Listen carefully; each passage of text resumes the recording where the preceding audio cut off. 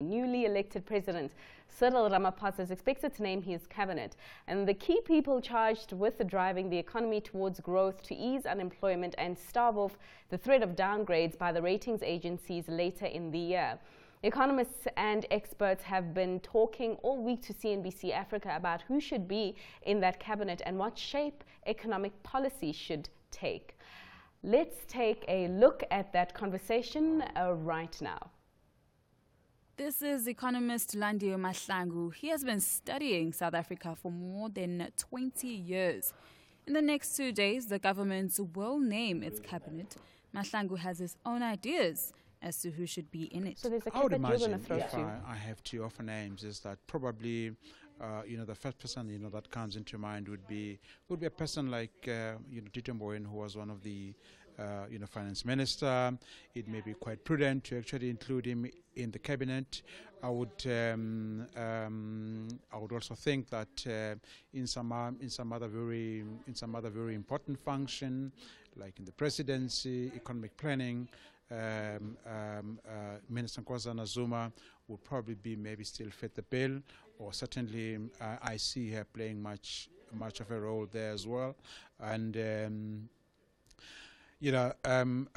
some people actually say, they feel that a person like Pravin Gordhan should be there. I'm actually quite fairly neutral in terms of that. I do believe that state-owned enterprises actually needs a driver, something that could be able to actually sustain their reform, something that could ensure that they can turn around.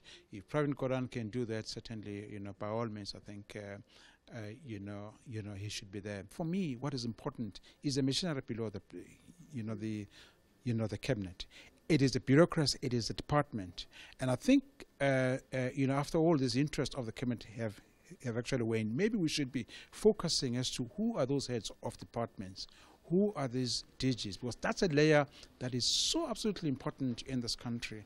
And that's a layer that can actually ensure that what is being aspired in terms of policy and what actually eventually got delivered, it stands in between. So cabinet, yes, necessary, but definitely not as important, in my view, as the head of departments and the DGs of the various departments, yes. All week, analysts have been giving their wish lists for a strident new economy that is going to rediscover growth. What we're hoping for is actually an enlightened cabinet, a cabinet that will be looking a lot more forward and help us address all the challenges that we are confronted with into the future. We should solve many of our problems, but I think we need to have a policy that looks a lot less backwards, but looks more forwards in terms of the things that we need to do. The ministers that we've had, luckily, have been very accessible. They have debated with us some of their policy considerations. And if that continues, we are easy. We just want to have government accessible. We invest a lot of capital in this economy every year.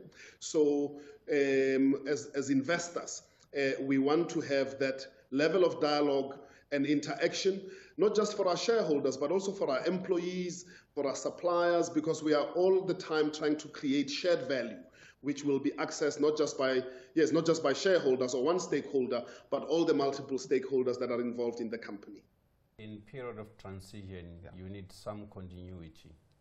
If you look where we're coming from. You mean between the farm, whiskey, and the National Treasury in Pretoria? we come from a period where finance ministers have been chopped and changed to where we are now. You need someone that is credible, that is known in the market by investors, but you also need someone that is political clout to be able to tell his comrades in the ANC to say, if we need to sell the SAA because it's unprofitable, let's sell it. Yeah. So that is a kind of person that you need at the finance ministry, because it's not just a technocratic position, it's also a political position. It requires the ability to talk to different departments that form the economic cluster and be able to persuade from a political point of view. The cabinet announcement is expected by Thursday at the latest.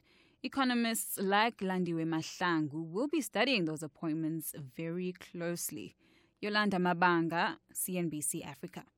Well, for more on this story, I am now joined by CNBC Africa political economy reporter Karabo Letlhatlha. Karabo? Fifi wishes, advice, and still we wait on the president. Really, I think after what we saw yesterday, the swearing in of ANC Deputy President as a Member of Parliament, Mr. Didi Mabuza, showed that we are on our way to getting there. Now, the only other question is, the first step was the Integrity Committee of the African National Congress, and the second other weight was the Public Protector's report. We have jumped the one hurdle with David Mabuza getting the nod, if you will, from the Integrity Commission of the African National Congress. I don't think that the Public Protector court case can really get underway in earnest for Pravin Gordhan to still make a claim for cabinet. The decision is really the president's, but I think after yesterday it got a bit closer, especially at the end of David Mabuza's swearing in, rather. There was a little candid moment which most of the journalists which were in the room, felt that it was telling. Let's check out that moment.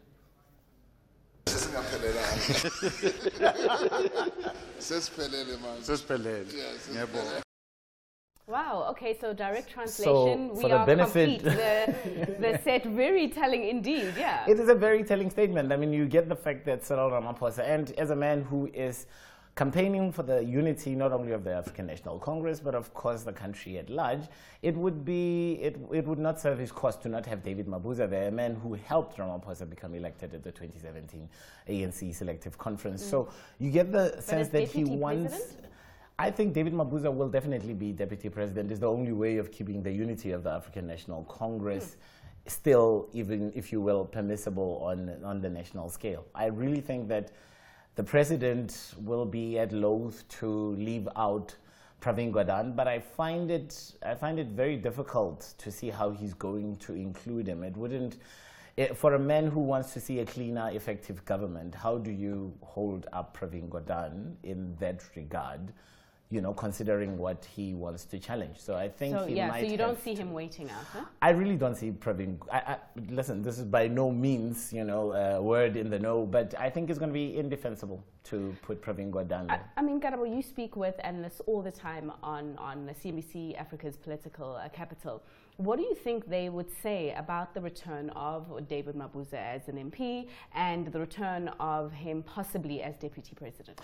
Well, I think it's pretty much easy as it goes. We are almost trying to keep the continuity of the last 15 months, if you will, and I consider the last 15 months to have been foreplay between the investors, for instance, and getting to know this new president that Cyril Ramaphosa is. We've had talks, we've had summits, we've had Letlhatlha. It's now really time to implement.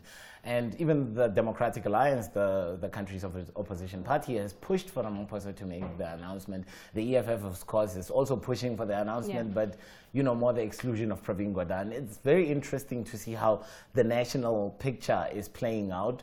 But I really think that it would be remiss. I mean, I spoke to Iraj Abedian, who says that he expects the president to start moving from as early as Monday. So, you know, you get a sense that we are done talking. We know what needs to be done. Now let's implement, and let's get a cabinet that looks like it can implement. The real question is, does Tito Mboweni come back? For how long does he come back for? What do you do with somebody who has performed as well as Barbara Creasy when you look at the state of Johannesburg, of Gauteng province affairs? So it's an interesting mix that the president has, and I wouldn't necessarily be surprised if we end up with Tito Mboweni and Barbara Creasy as his deputy. Tito Mboweni has been a predecessor for of women who took over roles. I mean, he was a predecessor to the first woman governor, and he could be a predecessor to the first female finance minister. It's a way